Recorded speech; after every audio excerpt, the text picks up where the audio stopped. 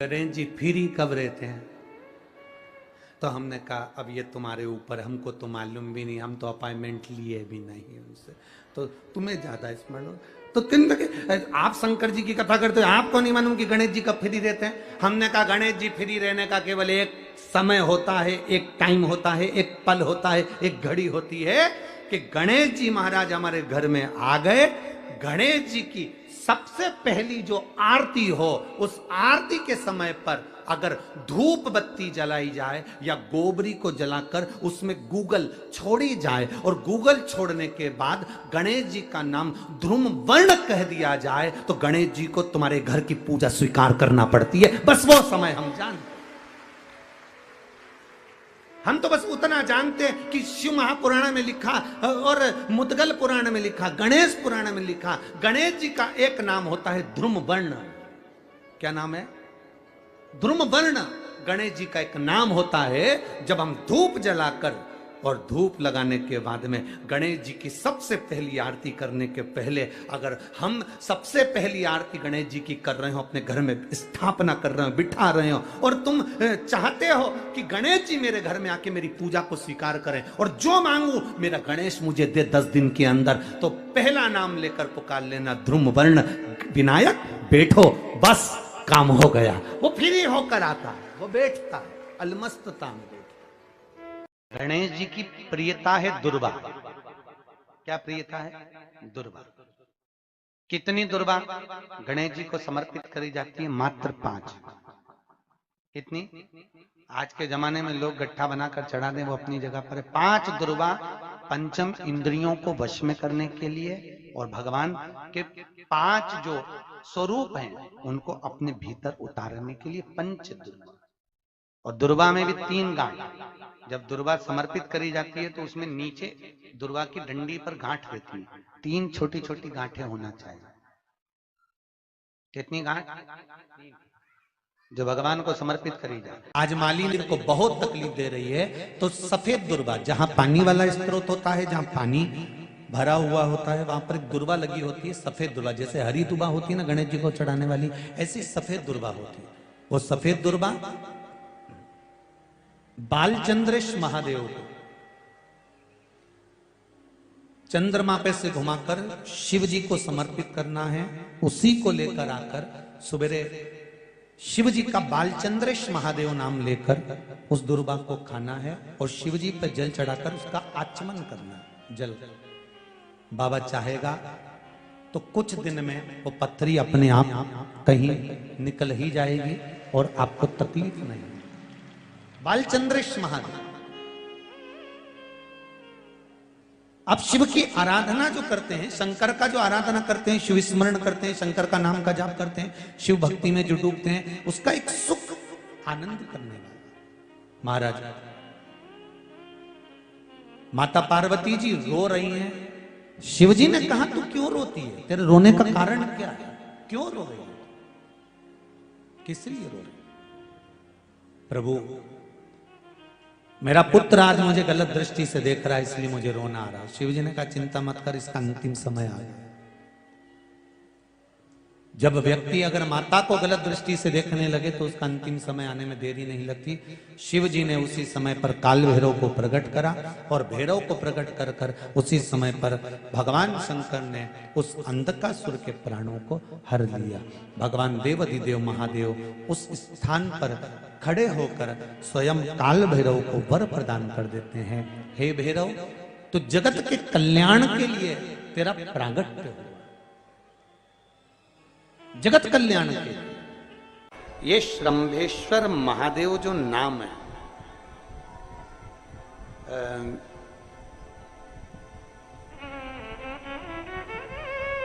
भगवान शंकर ने सारे 33 कोटि देवताओं को अपने अंदर समाहित कर कर ये रूप रखा था श्रंभ पक्षी।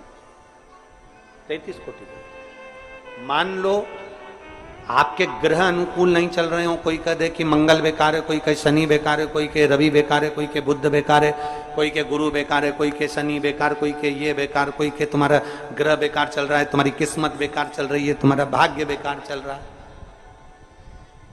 तो पहले तो जो तुमसे कह दे कि तेरा भाग्य बेकार चल रहा है, उसके चरण छू के उसको प्रणाम करके वापिस आ जाओ। क्यों?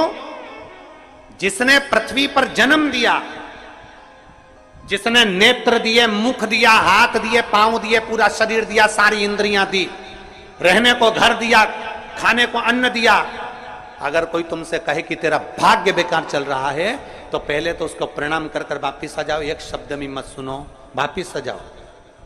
क्योंकि दुनिया में आप सबसे ज्यादा भाग्यशाली हो जो भगवान ने आपको पृथ्वी पर पैदा करा। कुत्ता बना के पैदा नहीं करा, जानवर बनाकर पैदा नहीं करा, झिंगुर और कीट पतंगा बनाकर पैदा नहीं करा, सड़ते हुए कुत्ते के शरीर में इल्ली पड़ जाती है वो बनाकर पैदा नहीं करा, कीड़ा चूहा बनाकर पैदा नहीं करा। मेरे भगवान ने तुम्हें मनुष्य बनाकर पैदा करा है। जितने पृथ्वी पर मानव पैदा होते हैं ये अपने आप में भाग्यशाली होते हैं, कोई अभागा पैदा नहीं होता। कोई तुमसे कह दे तेरा भाग्य बेकार चल रहा है, तेरी किस्मत बेकार चल रही है, उसके पांव पड़ो, वहां से निकल लो, अपनी पत्रिका लपेटो और वापिस सजाओ जन्म पत्रिका लेकर। भाग्य तुम्हारा बेकार नहीं है, तुम्हारी किस्मत बेकार नहीं है। भाग्य उसका बेकार है जो तुमको कह रहा है कि तुम भाग्यशाली नहीं हो, तुम किस्मत वाले नहीं।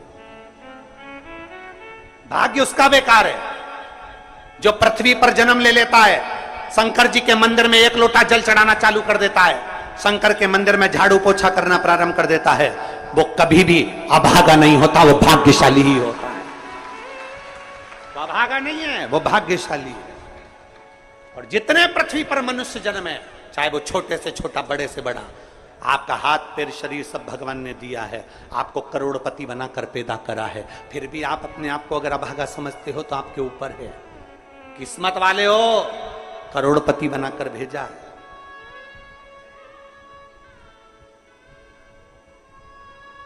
कुत्ता 1000, 10,000, 20,000, 25,000, 50,000 में बिकता है। तुम्हें तो भगवान ने 2-2 किडनी दिए, अभी बेचिए, अब 20-20 लाख में यूं बिक जाएगी। भगवान ने नेत्र दिए 50-50 लाख में, अभी बिक जाए 5 लाख में। एक एक शरीर भगवान ने कीमत वाला बनाकर भेजा है। किसी डॉक्टर के पास बैठना और पूछना कि कौन से अंग की कितनी कीमत होती है, वो डॉक्टर बता देगा कि तुम्हारे शरीर की क्या कीमत है। और उसके बाद भी कहते हो कि हम अभागे। बताने वाला कह देता कि तुम भाग्यहीन हो, तुम भाग्यशाली नहीं हो, तुम किस्मत वाले नहीं हो। वहां से पत्रिका उठा चल दो, कहते मेरे बाबा ने मुझे भाग्यशाली बनाकर भेजा है। और अपने हाथ में वो बल होता है कि आप स्वयं इतनी मेहनत कर कर आगे बढ़ सकते हो कि अपने आप किस्मत वाले बन सकते हो।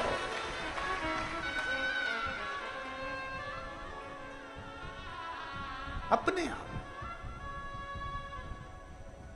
और हम तो बाबा चलते हैं। आप स्वयं भाग्यशाली हैं, आप स्वयं किस्मत वाले हैं। कोई कैसे कहते तुमको कि तुम अभागे हो? ना ना, हमारे बराबर भाग्य नहीं है किसी का।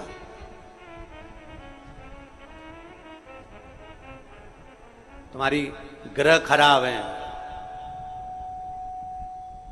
तुम्हारे ग्रह खराब है। संभेश्वर महादेव का नाम 7 कनेर के पुष्प, कितने? 7 कनेर मालूम है? ये रोड पर जो जाते हो डिवाइडर में पीला पीला फूल लंबा, जो कि पशु पक्षी कोई नहीं खाता, जहरीला फूल माना जाता है। कनेर के 7 फूल, एक बेलपत्र। जिस समय पर कनेर का फूल बेलपत्र के साथ चढ़ाया जाएगा तो 7 कनेर के पुष्प सीधी बेलपत्र पर आपको रखना। 2-3 प्रदोष कर कर देखना। अगर कोई आपसे कहे कि आपका भाग्य ठीक नहीं चल रहा, आपकी किस्मत ठीक नहीं चल रही, आपके ग्रह ठीक नहीं चल रहा है, आप भाग्यशाली नहीं हो, पहले तुम वहां से उठ जाओ। उसके बाद में देवाधिदेव महादेव के पास 7 कनेर के पुष्प एक बेलपत्र में रखकर नंदीश्वर के पास में बैठकर श्री शिवाय नमस्तुभ्यम बोलकर अशोक सुंदरी वाली जगह पर स्पर्श कराकर भगवान शंकर पर 7 फूल के साथ बेलपत्री की डंडी अशोक सुंदरी की साइड हो, ऐसा स्मरण करते हुए शिव को समर्पित कर दे। वही बेलपत्री 5 बार नमः शिवाय या पंचाक्षर मंत्र, षडाक्षर मंत्र या श्री शिवाय नमस्तुभ्यम बोलकर वही बेलपत्री 3 प्रदोष, 4 प्रदोष, 5 प्रदोष, 2 प्रदोष, जितने प्रदोष आप चढ़ा रहे हैं प्रदोष काल में, वो बेलपत्री लाकर अपने कक्ष में अपने पूजन वाले स्थान पर रखते जाओ। एक बेलपत्री एक प्रदोष पर लाओगे, अगला प्रदोष आएगा, कितना अंतर पड़ता है आपके भाग्य बदलने में, आपको खुद मालूम पड़ जाएगा कि आपकी किस्मत कैसे बदल गई। मेहनत आपको करना है, परिश्रम आपको करना है, लगन आपको लगाना है, और बेलपत्री और कनेर का पुष्प शिव को चढ़ा। तो जो चतुर्थी का पूजन करने वाली होती है, जो चतुर्थी का नियम व्रत धारण करने वाली होती हैं, बड़ी बड़ी चतुर्थियां करती हैं या उसका नियम धारण करती हैं, तो चतुर्थी का जो पूजन करती है वो किस चीज के लिए होता है? केवल संतान, पुत्र, परिवार, हमारा कुटुंब, हम जिस कुल में हैं, हमारा कुल वैभव की ओर बढ़े, संपदा की ओर बढ़े और उसकी आयु बढ़े, उसकी आयु बढ़े, वैभव बढ़े। चतुर्थी के दिन 7 गांठ वाली दुर्वा 21 ले लो और चतुर्थी के दिन गणेश जी को समर्पित कर दो। पंचमी तिथि को उस दुर्वा को उठाकर दूध में डाल दो और उस दुर्वा को दूध में डालकर उस दूध में उस दुर्वा को मल लो, और जिसके सफेद चमड़ी पड़ गई हो, चर्म रोग हो गया हो, उस दूध को उस दुर्वा के साथ, दूध नहीं भी हो तो पंचमी के दिन दुर्वा का लेपन